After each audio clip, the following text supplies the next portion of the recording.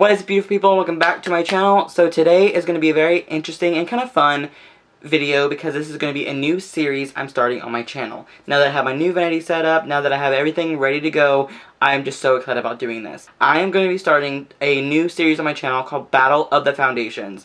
I've seen a lot of people do like comparisons of foundations, but I've never seen people battle it out. And so a lot of times I see online like these like March Madness things where like they pick different categories and like narrow it down to like the top winner, you know what I mean? Like it's just, I see those a lot, but I'm like, okay, but I've never done one of those but myself, but I think that it would be fun to do that in like a foundation thing. I'm trying to find my holy grail. No matter what price it is, no matter what it is, I'm trying to find my holy grail foundation, and I'm going to start narrowing it down to battling it out with these foundations to see which one blends better, works better, wears better, etc. and go from there. So today is luxury. So it's Battle of the Luxury Foundations, and it's Laura Mercier versus DIOR. So if you want to see how these foundations were and which one I decided was the winner of this round, then keep on watching.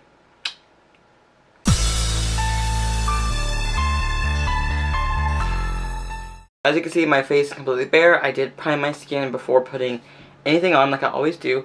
So we're going to start in with the first installment of this little series, if you will. I'm going to do two foundations side by side, see which one wears better, see which one looks better, feels better, etc. and figure out if it will go into the next lineup. So, anyways, to start off, we have Laura Mercier Flawless Fusion Ultra Longwear Foundation, and I'm in the shade 1C1 Shell. Definitely not my shade, it's a little dark, but this is the lightest shade they had. Then we also have the DIOR Forever Undercover 24-Hour Full Coverage Foundation. I'm in the shade 010, which is also too dark. The reason why I chose these two together is because they're both luxury brands, and I want to figure out if anybody wants a luxury brand, if they want to see how it looks on me, like me being more drier skin type, then of course they can figure out if they want to try one or the other. And of course you can get samples of these at Sephora as well in case you don't want to buy them. So now, these are definitely going to not be my exact shade, but I'm going to do my best to just play with them and see how they will look. I'm not going to mix anything with them because I want them to be true to its formula. I would apply like something like a NYX Pro Foundation Mixer to make it a little lighter, but I'm just going to go in and see how these will work. I'm going to shake them both up really quickly. But yeah, so we'll just kind of do side-by-side comparisons of these, and I do have two beauty blenders, brand new, well not brand new, but at least two cleaner beauty blenders. So I'm going to do one side with the Laura Mercier, one side with the DIOR. Laura Mercier is a pump, so of course you have the little pump right there, and then of course the DIOR Forever is going to be more of an actual squeeze out kind of formula. Because I have not tried the DIOR Forever on, I'm going to try it on this side of the face, and then Laura Mercier on this side. So we're just going to dive right in and see how it will look. I only did like 4 little tiny drops because I heard it's a really concentrated foundation. So we'll see how it will look when I put it on. I'm hoping it's not too dark though. Oh, that's dark.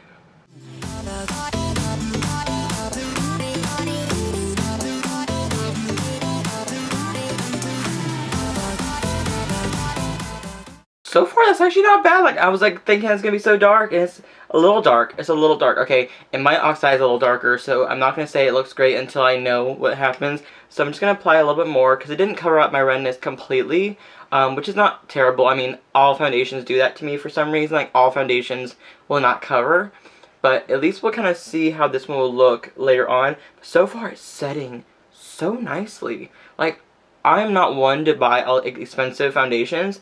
But I wanted to try many different formulas if I can, and so we'll definitely have to think about this one because this is pretty damn nice. It's pretty. This foundation has almost pretty much dried, which is really nice. It's not like tacky or anything like that.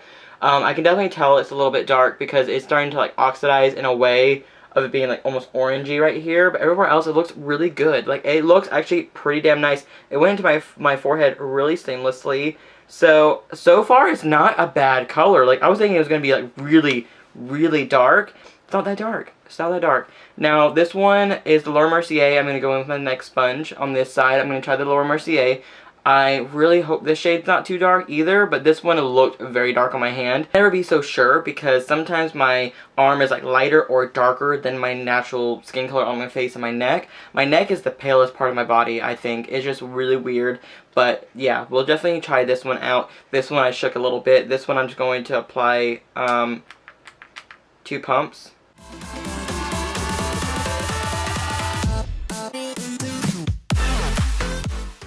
I need a little bit more, but this one, what is with these foundations? They look so terrible until they're on the face, and then they're like a little bit better. This one, I can definitely say right now, it is a bit darker. Like, it's a bit darker because my hand looks so weird. It has like a tan cast to it.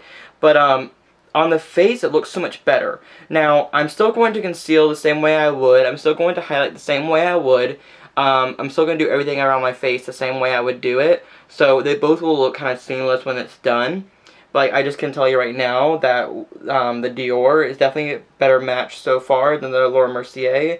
But this is my first time trying both brands. I've never tried anything from Dior. I've never tried anything from Laura Mercier before, except for her powder, obviously. But that one's just like a powder, I mean, honestly. But I've never tried anything from Dior, so this is going to be a true testament of, like, the brand to me. Like, this is, like, an introduction to the brand, really. I've been into such a weird kick of, like, foundations, and I'm like, I really want to try as many foundations as I can. So, like, I am going ham on these expensive ones, because I really want to try them out. Like, I want to invest in good products, like, for my skin and for my face. So, like, if these luxury ones have something good, I want to try that bitch. Look at both of them together. It actually looks like pretty damn good coverage. As you can see, we're getting a little up close and personal. Don't look at my eyes because they're not concealed yet. But let's just show you guys this. This is the Dior. So see the way it's kind of sitting on the face. It feels like it's dried. Right here, it's a little bit weird because my skin is so dry right here because I shaved. So on each side you can see that. But the redness is peeking through a little tiny bit, but not too much. But look at how, like, seamless this went on. It looks really, really good. I don't want to zoom in a little bit more, but you know what? I might do that. So take a look at this now. My skin's not the best, but I will say this looks really good. It's the Laura Mercier side. That looks pretty good. Don't excuse right around my nose. I just couldn't get that far in. This one is still a little bit on the tackier side, so it definitely will need to be, like, set. But this side does seem like it's a little bit more self-setting. But this one looks really good too. Like, this one actually looks seamless in color and coverage. Like, it looks really seamless. I didn't have to use any really excessive amount of product for either one. But you can definitely see which one's a little darker. This one's a little darker, this one's a little lighter. But both of them look really snatched. Looking at both of them, they actually look pretty good, which I'm loving that so far. I'm going to go in with my Urban Decay All Nighter Waterproof Concealer in the shade Fair Neutral. This can be very light on these foundations, but I want to use that for my under eye and for, like, my nose and highlight and everything like that. And it is more of a matte, but when I'm, like, hydrated underneath, I can definitely wear this. I did say I didn't like this concealer, but then I played with it a little bit more and I loved the way it felt. I just can't go too far into the eye right here with it, because then it does show my creasing and my little lines right there that I have.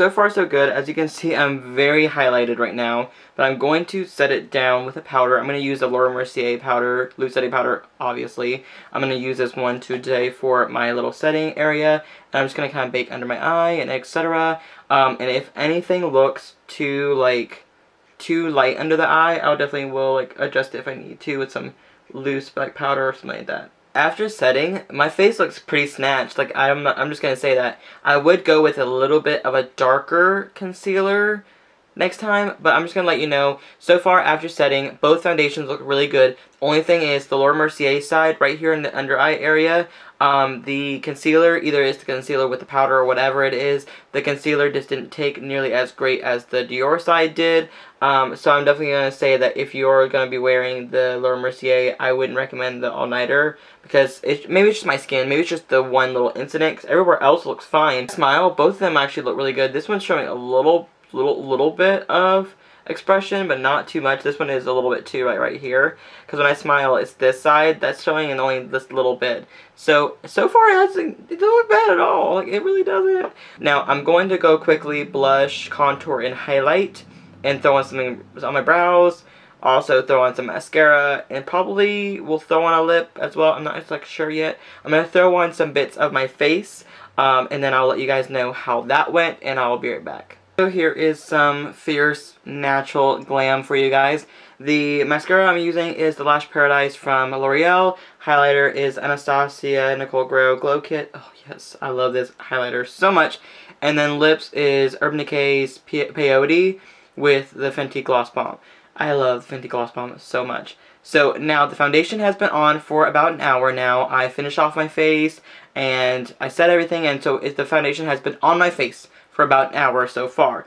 Now, right here, I usually get a lot of like expression lines because I do a lot of this when I like do my mascara. I do a lot of this like this, so I don't see the expression lines. So far both sides are looking really good. Side with the highlighter and everything. This side is the Dior. So far it looks really good. It's looking really nice. Right on here, I am a little bit more dry. So right here you'll see more of a drier bits here and there. Forehead looks really good. Like usually like you see a little bit of an expression line just because I'm dry up there as well. But the Dior side's looking really good and really like clean. This side is the MERCIER side. That one is looking really good as well. Right around here it looks a little bad because of the concealer. But that's just about it. Right here is just the only place that looks really weird. But it looks the same like almost on the Dior side too. But this one just a little worse. But other than that, every other part of this part of the face looks really good. I showed you guys how it looks after just being an hour. I'm going to come back in a few hours and tell you guys what I think of them from here on. Okay guys, so now it is been 8 hours, 8.5. Hold on, let me check. It is now 6:58, so now it has been about 8.5 hours, roughly. I really don't remember what time I put it on. Honestly, I really don't. It was a little earlier. Let's just say it's been 8.5 hours now, and I'm going to check my face to see my final thoughts on these products. Now, right now, just looking at my monitor, looking at my skin, they both look so natural, skin-like, and beautiful. I'm just obsessed with both of them. So it's definitely neck and neck. It's definitely 50-50 right now. But let's just take a look. The Dior side looks really good. Right around here, starting to separate, but that's every foundation for me. So the forehead looks amazing. The jawline, the right here looks good. Even right here looks good. Oh my god. So the Dior side looks amazing. This side has a little bit more separation right around my eye area too, but that is also the concealer. So I can't really say anything about that. Right here around my nose, it looks a little bit separated. Right here around my mouth has more of expression lines. And that's about it. Like, honestly, it's just around my nose that's really that separation part. But looking at my jawline, this one's a little darker. This one's a little lighter, I think, personally. But both of them look really good. So it is so freaking neck and neck. It is so close to the wire here. But you know what? I gotta pick one winner. I think I've decided on who won the first episode of Battle of the Foundations, and that is the Dior Forever Undercover 24-Hour Full Coverage Foundation. And I love the way it feels on my skin. It feels so nice and natural. It's touch proof. It really is budge proof. Like, I think that it just went on so beautifully, and I think it just looks really good. So I love it. It lasted for a longer time than I thought it would. But I do love the MERCIER as well. The MERCIER foundation is still a good foundation. They are a little bit darker, so if you are fairer than I am, I would probably skip both brands because both of them don't really have a positive shade range as much. They do have some deeper shades. They don't have a lot of pale shades. Like, this is the palest shade on both of them. So if you were too pale or too dark, I don't know about these, honestly. But they're luxury brands, and I really wanted to try them. So anyways, the Dior Forever just worked better for me. This was $52, so it's definitely a freaking expensive foundation, and this one's $48. So you can pick these both up at Sephora. I know you can pick this up at like Dior counters and everything like that. So it just all depends. But I do feel like the Dior won just by a little tiny millimeter. You know what I mean? Like, it's more like this was like 52%. This one was like 48%. You know what I mean? So like, yeah, so this one definitely wins the first round because it looks so nice and airbrushed on the skin. So anyways, thank you guys so much for watching this first episode of my Battle of the Foundations. I'm going to be doing more drugstore versus drugstore, high-end versus high-end, high-end versus drugstore, luxury versus drugstore. I'm going to be doing a lot of foundations very soon of like the reviews. So make sure you thumbs it up and subscribe to my channel if you haven't already, and I'll see you guys in the very near future. Love you. Bye.